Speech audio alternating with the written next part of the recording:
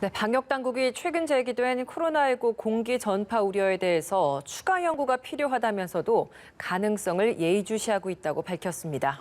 최근 유행하고 있는 국내 바이러스 전파 속도가 최고 6배 빠르다는 연구 결과 역시 좀 더 연구가 필요하다는 신중한 입장인데요. 관련 내용들 김윤 서울대 의료관리학교실 교수와 함께 짚어보겠습니다. 어서 오세요. 교수님.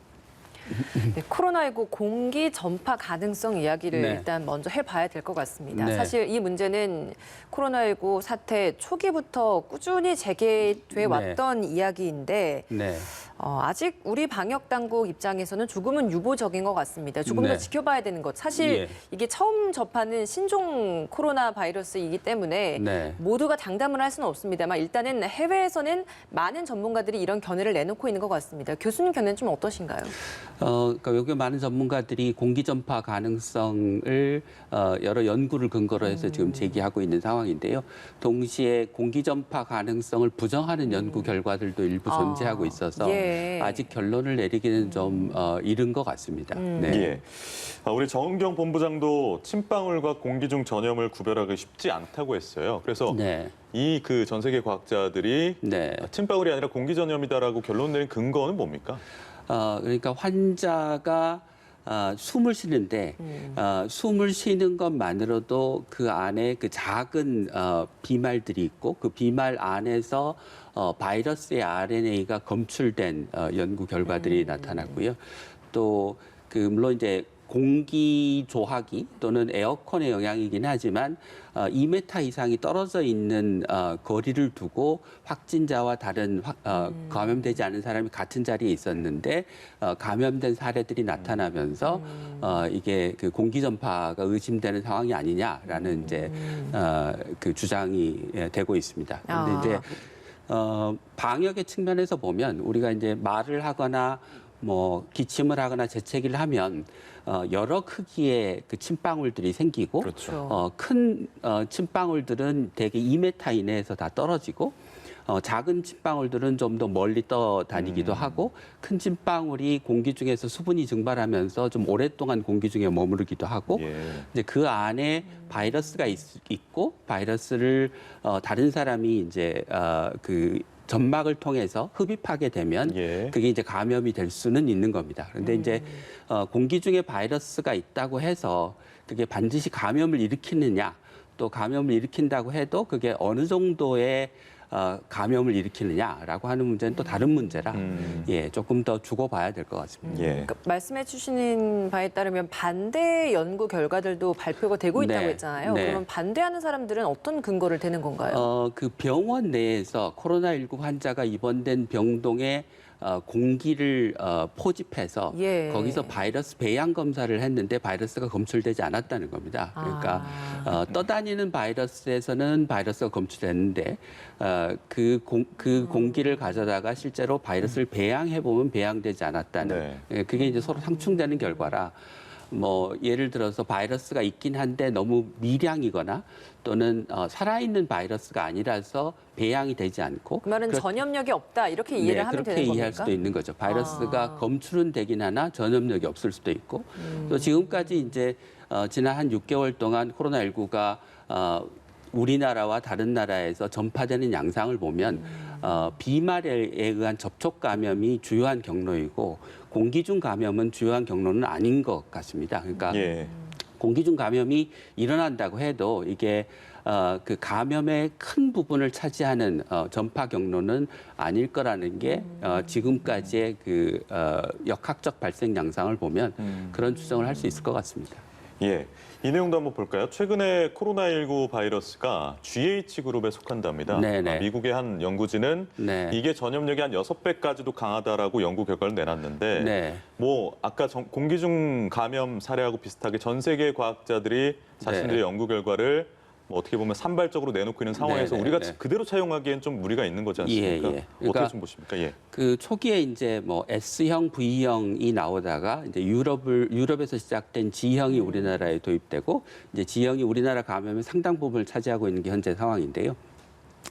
그 외국 연구자들이 이제 그 G형 바이러스가 우리 몸에서 증식하는 정도를 보니 다른 이전 바이러스에 비해서 훨씬 더 증식하는 양이 많고 증식하는 양이 많으니 확진자들이 이제 기침을 하거나 말을 할 때 바이러스를 더 많이 바깥으로 내뿜게 되고 많은 양의 바이러스가 다른 사람에게 옮겨가면 전파력이 높을 수 있다는 겁니다. 예. 근데 이게 실제로 많은 양의 바이러스를 내뿜는다고 해서 실제 그만큼 전파의 속도나 감염력이 높을지는 그 역학적인 연구를 통해서 더 검증을 해봐야 되는 것이고요. 또 최근에 이제 전파 속도가 약간 빨라지긴 했다고는 하지만 우리가 뭐 2월 달이나 3월 달의 전파 속도와 지금 5월 달이나 6월 달의 전파 속도가 그렇게 눈에 띌 만큼 뭐 몇 배의 차이가 날 정도의 전파 속도를 경험하고 있는 건 아니라서 조금 더 전파 속도가 빠를 수는 있지만 외국 연구에서 한 것처럼 뭐 3배나 6배가 빠르다, 전파 속도가 빠르다 이런 우려를 할 정도는 아닌 것 같습니다. 그러면 교수님께서는 바이러스 변이는 맞지만 그 전파 확산력에 있어서는 그 정도까지는 아니다라고 보신다라는 거네요. 그러니까 바이러스의 배출량과 전파의 속도가 정비례하는 건 아니라는 거죠. 근데 이게 사실 해외에서 많이 있었던 유형이라고도 우리가 흔히 얘기를 하잖아요. 미국이나 유럽 쪽에서. 그렇다면 이게 국내에는 없었던 유형이 이제 들어왔다라는 건 해외 유입 사례를 통해서 국내에 퍼졌다라는 거라는 거 아니겠습니까? 네, 그렇게 추정할 수밖에 없죠. 그러면 우리 방역 당국은 사실 해외 유입 사례에 대한 관리를 좀 철저하게 하려고 했었는데 그 부분에 있어서의 좀 미흡한 부분이라고 봐야 되는 건지 이건 어떻습니까? 그런데 이제 그 초기에 소수의 환자들이 들어와서 그게 지역사회 감염이 광범위하게 퍼지고 또 이게 GH 유형 또는 G 그룹의 바이러스가 다른 그룹의 바이러스보다 상대적으로 전파력이 빠르거나 전파에 있어서 뭔가 우월한 점이 있으면 그런 바이러스들이 다수를 점할 수는 있을 것 같습니다. 그러니까 꼭 해외에 유입된 환자들이 다수가 지역사회 감염을 일으켜서 이런 결과가 나타나는 것은 아니라는 거죠. 자, 그러면 공기 전파하고 새로운 그룹 GH 그룹의 6배 감염력이 높다 이런 변수들이 맞다라고 상정을 할 때 과연 감염 수칙을 우리가 지금까지 지켜온 것들 중에서 좀 더 강화나 변화를 시켜야 될 부분이 있느냐 이에 대해서는 어떻게 보십니까? 전파력이 높다고 생각하면 우리가 이제까지 지켜왔던 감염 수칙을 조금 더 잘 지켜야 될 거고요. 이렇게 비말 감염이 아니고 공기 감염이라고 하면 첫 번째 환기를 자주 시켜서 공기 중에 떠 있을지도 모르는 바이러스들이 바깥으로 실외로 빠져나가도록 하고 또 마스크를 더 철저히 써서 내가 2m 거리를 유지하고 있더라도 2m 이상의 거리를 유지하고 있더라도 그 사이에 다른 사람이 내뿜은 바이러스가 포함된 작은 침방울들이 그냥 공기에 떠 있을 수 있는 거니까요. 마스크를 더 철저히 쓰고 거리 유지를 더 잘하는 게 중요합니다. 그러니까 결론적으로 말씀드리면 기존에 우리가 강조해왔던 방역 수칙을 조금 더 철저히 지키는 게 중요한 것이 추가적으로 뭔가 새로운 것을 해야 될 것은 그리 많지 않습니다. 특히나 이제 마스크 같은 경우에는 그동안은 뭐 비말 차단용 혹은 덴탈 마스크 같은 것들을 가볍게 착용하는 경우들도 많았는데 이 부분은 좀 철저한 마스크 착용을 좀 더 해야겠네요. 제대로 된 차단을 할 수 있는. 그러니까 작은 비말을 걸러내려면 이제 그 필터 기능이 높은 우수한 마스크를 써야 되긴 하는데 아직 그 공기 감염이 어느 정도의 영향력이 있는지가 명확하지 않기 때문에 조금 더 그 방역 당국의 연구 결과를 기다려 보시고 어떤 마스크를 써야 되는지를 국민들이 선택하시면 될 것 같습니다. 알겠습니다. 국내 사례를 좀 보도록 하겠습니다. 수도권과 광주 지역에서 최근에 많은 확진자들이 나오고 있는데 최근에 일주일간의 재생산 지수, 그러니까 감염 전파 위험 정도라고 저희가 이해를 쉽게 하면 될 것 같은데 이 재생산 지수를 봤더니 전국 평균이 1.06인데 충청과 호남이 1.34라고 합니다. 그러니까 전국 평균보다 지금 이 두 지역만 봤을 때 더 높은 수치가 나오고 있는 겁니다. 어떻게 저희가 이해를 해야 되는 겁니까? 그러니까 이제 약간 돌이켜 보시면 서울도 저 정도 수치는 아니었지만 꽤 높은 수치가 나왔던 적이 있었고요. 이제 그러다가 정부가 수도권을 중심으로 한 집단 감염 위험을 계속 강조하고 방역 수칙을 보다 철저하게 지키도록 강조하니까 지금 수도권은 1 이하로 지금 떨어져 있는, 서울은 1 이하로 떨어져 있는 상황인데요. 아마 이제 지방도 그 수도권이 경험했던 것처럼 한번 그 집단 감염이 이제 산발적으로 계속 생기고 감염이 좀 늘어나면 그 국민들이 방역 수칙을 좀 더 잘 지키려고 노력하고 그러면 확산 속도가 좀 떨어지지 않을까 싶습니다. 최근에 뭐 나온 새로운 그룹과 관련된 거는 아니라고 그것까지는 확대 해석이란 말씀이시죠? 그러니까 알겠습니다. 그게 예. 그 새로운 그룹의 바이러스가 이제 확산되기 시작한 게 이태원발 감염을 기점으로 해서 확산되기 시작한 것으로 지금 이해를 하고 예. 있기 때문에 네. 그 수도권에서는 이미 5월 달부터 상당 부분 그 G그룹 또는 GH그룹의 바이러스들이 확산되고 있었기 때문에 예. 특별히 지방이라고 해서 지금 G그룹이 다른 양상을 보인다고 생각하는 거는 조금 합리적이지 않을 것 같습니다. 일단 광주 지역 좀 지표 환자가 어디 사람이냐. 일단은 방역당국은 금양 오피스텔에서 네. 지표가 시작된 걸로 추정하고 있습니다. 대전 방문 판매 업체 사람과 접촉을 한 걸로 파악이 된 상황이고 그리고 나서 이제 광륵사, 교회 이렇게 퍼져나갔다는 거 아니겠습니까? 근데 이 네네. 순서가 이 방역 당국이 순서에 좀 집중해서 바라보는 이유가 뭐겠습니까? 아마도 그 감염 경로를 추적하면 우리가 그 역학적으로 전파 양상을 좀 알 수 있고 그러면 추후에 이제 방역을 어떻게 해야 될지에 대한 지침들을 받을 수 있기 때문이라고 생각하는데요. 뭐 그렇지만 지금 굉장히 오랫동안 감염이 발생했고 지역사회에서 다양한 경로로 감염을 발생하고 있기 때문에 그 순서에 지나치게 집착할 필요는 없을 것 같습니다. 예. 알겠습니다. 네, 지금 저희가 대담을 나누는 와중에 어제 하루 코로나19 신규 확진자 수치가 나왔습니다. 어제 하루 동안 총 44명의 신규 확진자가 나왔습니다. 이로써 누적 확진자는 13,181명을 기록하고 있습니다.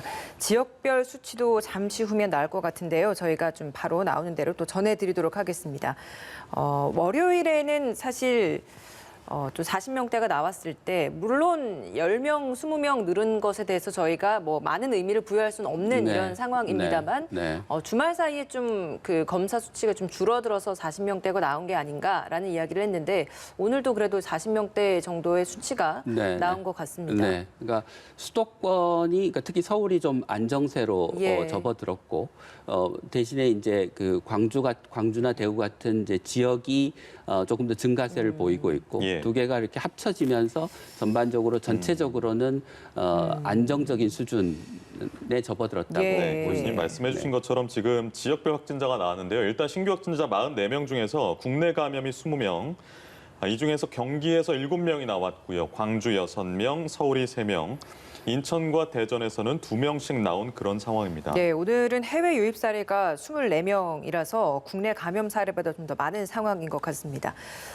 광주시 6명의 오늘 신규 확진자가 나왔는데요. 광주시가 오늘부터 고위험 시설인 사회복지시설, 의료기관 입소자, 종사자들을 대상으로 선제적인 검사, 전수 검사를 하겠다라고 합니다. 근데 폴링 검사 기법을 사용을 한다라고 해요. 이게 어떤 방법인 겁니까? 그러니까 검사의 효율성을 높이기 위해서 그 여러 개의 검체를 한꺼번에 검사를 하는 겁니다. 그러니까 지금 대개 검사를 하면 양성률이 1% 내외가 나오기 때문에 10개를 따로따로 검사하는 것보다 10개를 묶어서 한꺼번에 검사해서 그 다 음성이 나오면 10개 다를 한 번의 검사로 그냥 음성으로 처리할 수 있기 때문에 검사를 10분의 1만 해도 똑같은 결과를 얻을 수 있는 거죠. 그러게요. 저게 지금 설명이 나오네요. 전체를 다 한번 해서 그중에서 하나가 양성이 나오면 그거 하나만 가지고 다시 검사를 하는 거군요. 네네. 그러니까 10명의 검체를 한꺼번에 묶어서 검사를 해서 음성이 나오면 그냥 그걸로 끝이고요. 거기서 양성이 나오면 10명을 다시 한번 검사를 하는 거죠. 이게 그러니까 좀 시간적으로 효율적인 그런 검사법이다. 이해하면 되겠습니까? 그러니까 알겠습니다. 뭐 검사의 재료나 인력이나 시간이나 다 절약할 수 있는 방법입니다. 그게 뭐 무한정 있는 게 아니기 때문에 좀 절약을 해서 해야 될 것 같고 방역, 교육 현장의 방역도 중요한 부분 중에 하나인데 광주에서는 어린이집에 다니는 어린이 2명이 지금 확진이 됐고 초등학교에서도 지금 나온 상황이에요. 최근 한 달 동안 10살 미만 확진자가 40명 넘게 늘었다고 합니다. 제가 계속 뭐 등교 수업에 대한 이야기 조심스럽게 좀 접근하고 있는데 교수님 어떻게 좀 보십니까? 그러니까 지역사회에서의 감염률이 올라가면 자연스럽게 어린이들, 학생들의 감염률도 올라갈 수밖에 없는 거고요. 그러다 보면 이제 학교에서의 감염도 생길 수밖에 없는 일입니다. 그래서 예. 이거를 만약에 그 학교에서 감염이 생긴다고 해서 학교를 자꾸 문을 닫으면 결국 학교를 문을 정상적으로 열기가 대단히 어렵게 됩니다. 그래서 예. 우리가 감염을 줄이는 것도 중요한 목표이긴 하지만 우리가 학교를 정상화하는 것을 포함해서 일상생활을 일상의 사회경제 활동을 지속하는 것도 중요한 목표이기 때문에 예. 둘 사이의 균형을 잘 찾아가야 된다고 생각합니다. 그 어린이 확진자 이야기가 나와서 이렇게 어린이 확진자를 통해서 가족 간의 감염이 전파가 되고 또 가족 간의 네. 감염이 고령층에 대한 감염으로 이어지다 보니까 이게 네. 아무래도 가장 걱정되는 대목인 네, 것 네. 같습니다. 근데 가족들 누군가가 하는 이야기로는 뭐 운명 공동체이기 때문에 가족 한 집 내에서 이렇게 생활을 하다 보면 감염은 불가피한 것 아닌가라는 이야기들도 하시던데 네. 가족 내 감염을 조금이라도 좀 최소화할 수 있는 방법이 있다면 좀 어떤 게 있겠습니까? 제일 중요한 것은 아마도 그 본인이 어떤 증상이 있을 때 스스로 그 자가 격리를 하고 그러니까 자기 방에서 3, 4일 동안 쉬면서 다른 가족들하고의 접촉을 최소화하는 게 아마 제일 중요할 것 같고요. 그것 외에는 일상적으로는 밖에서 들어오면 손 씻고 뭐 그래서 바깥에서 균을 집 안으로 옮겨오지 않도록 하는 게 제일 중요할 것 같습니다. 처음 들어오면 이제 소독제로 한번 좀 뿌리고 손 씻고 뭐 이런 네. 것들 거의 뭐 기본적으로 네. 실천을 해야 되겠네요. 예. 알겠습니다. 집에서 마스크를 쓰고 살 수는 없는 일이니까. 그러니까요. 네.